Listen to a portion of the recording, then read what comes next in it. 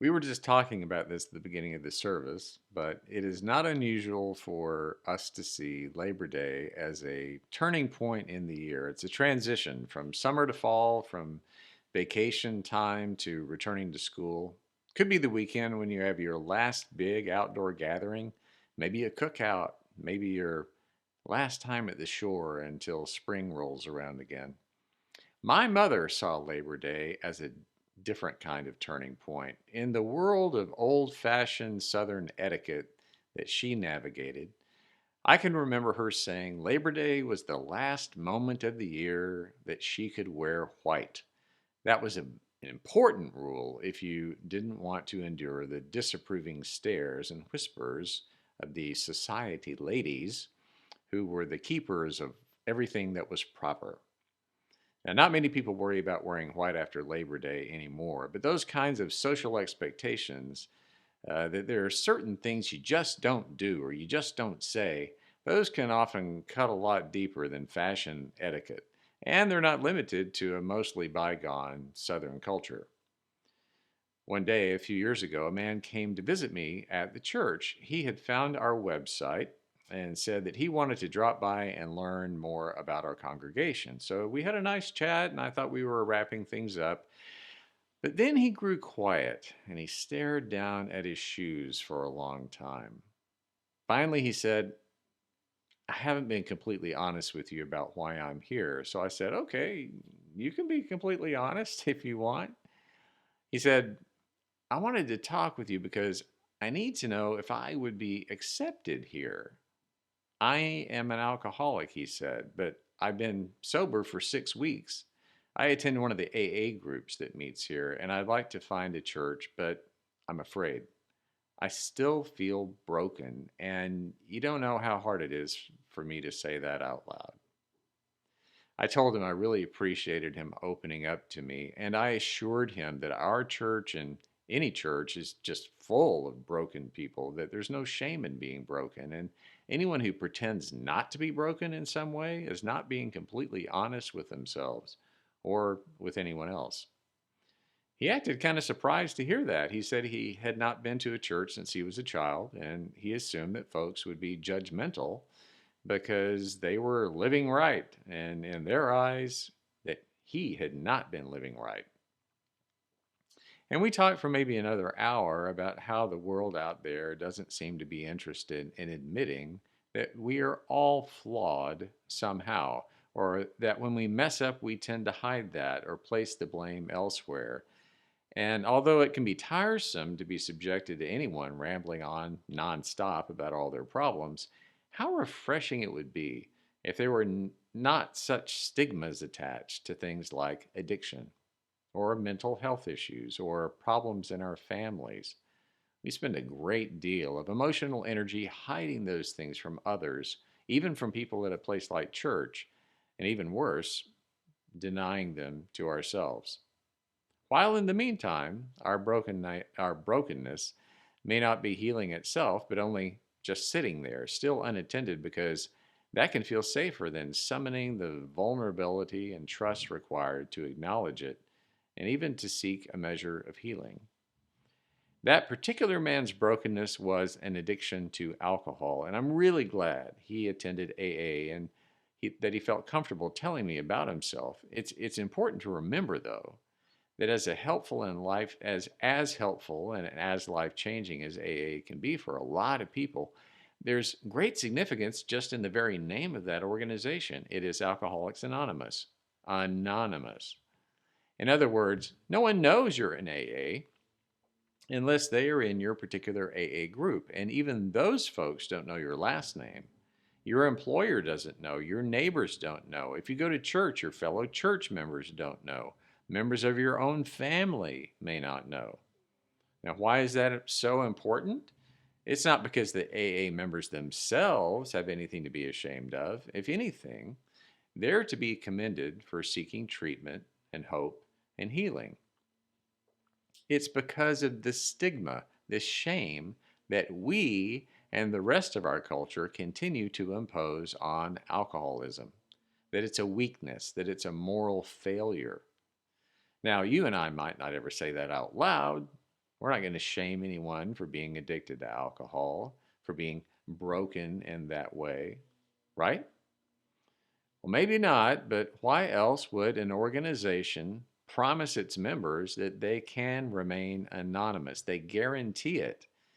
If it were not so critically important in our society to try to conceal your brokenness from others. Now, of course, I'm only using alcoholism as one example.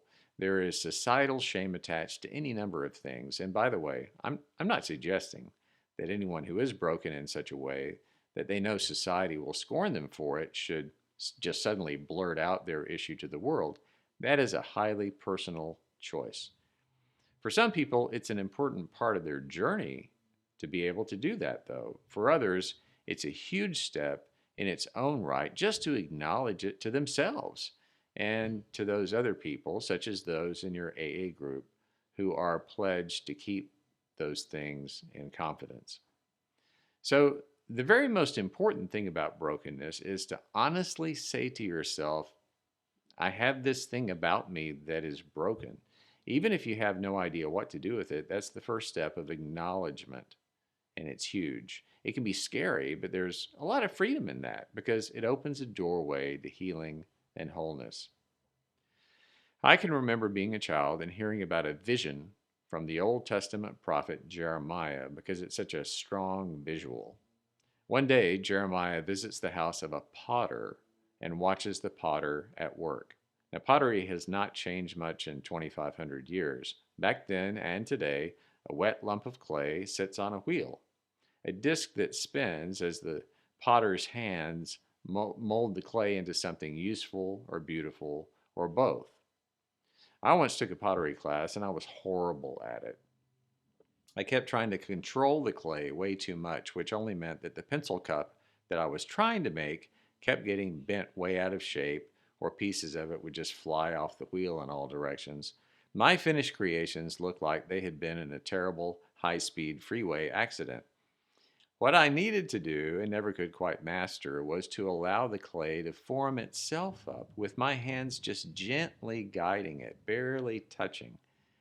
But even an experienced potter will often need to start all over. For reasons no one knows, the clay just isn't taking the right shape. So it gets broken up, remolded into a lump, and the process begins again until you have a lovely bowl or a cup or a vase.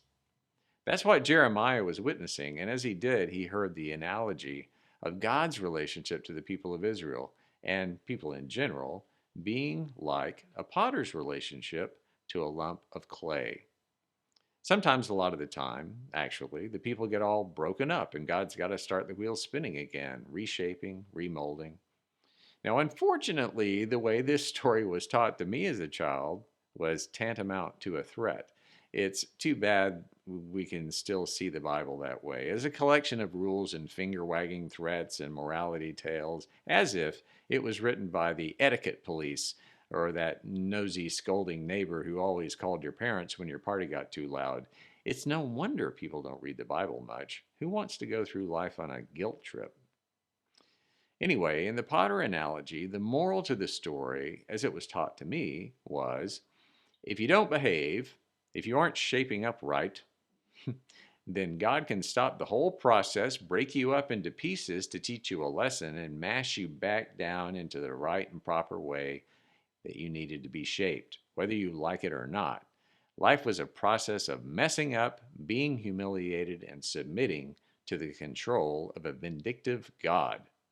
And if you do mess up, or someone messes you up, you certainly don't advertise that fact, but you keep it on the down low because if you're living right, you're not supposed to get broken, and you absolutely do not act broken in public.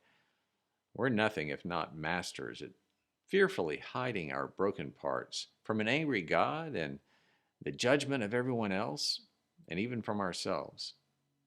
I think that's still how a lot of people understand this analogy and how they imagine God, like an angry potter. And who in their right mind wants to admit, in church of all places, that they're broken to pieces and God is furious with them? Gee, that sounds like fun. If judgment is what you can expect from a church, There are less painful ways to spend a Sunday morning, which is exactly what the man who came to talk to me that day was struggling with. Was judgment what he really had to look forward to? The thing is, although I've known plenty of judgmental church people, I've never met an angry potter. Potters are some of the most chilled out people I've ever known. Their attitude toward clay is not that they're ever mad at it. If the clay's not working out somehow, that's okay. Brokenness is simply part of the process. It's not a tragedy. It's not a moral flaw or failure. It just is. Getting broken now and then is simply part of what happens when you're spinning on the wheel.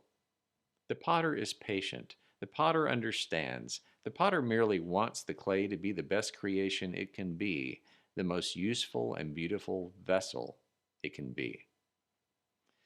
When I took that pottery class, I admitted to my instructor, who, who made it all seem so easy, that I dearly wished I could get the hang of it, and I wondered if there was some mental trick he used, some magic. He said, yes, but it really wasn't a trick at all. He said that when he's shaping something on the wheel, he envisions it already as a lovely thing, both what it is and what it will become. He also said he approaches the clay as if it has a life of its own, and every piece he works with is unique. And sometimes in the process, it can become misshapen or it breaks up, and that just becomes part of its history on the wheel. There's neither good nor bad. Every past mistake and every perfect curve is all part of the same piece, whether you see it or not. Fragments are reformed and reshaped together. So it's already beautiful and useful, even as it is taking shape. Well, after that inspiring talk, my pencil cups still came out looking really strange, but they were my pencil cups. I just needed more practice, more patience with myself, more of that ability to see the clay, the broken parts and the perfect parts, as always in process together. You and I live in a world that is broken, and we get broken right along with it. We mess up and we get messed with. The church is not a collection of perfectly formed pieces of pottery all lined up together, sitting pretty on a shelf. We're all still very much on the wheel, being shaped and reshaped. And I believe we do that for each other, that our hearts and voices and hands are the hands of God, the hands of the potter. Well aware of our own brokenness, even as we lovingly help each other navigate the wheel of life, where it's part of the process to find ourselves broken now and then. We're all made from the same clay. It's already beautiful and useful for what it is and for what it will become, vessels for sharing God's love.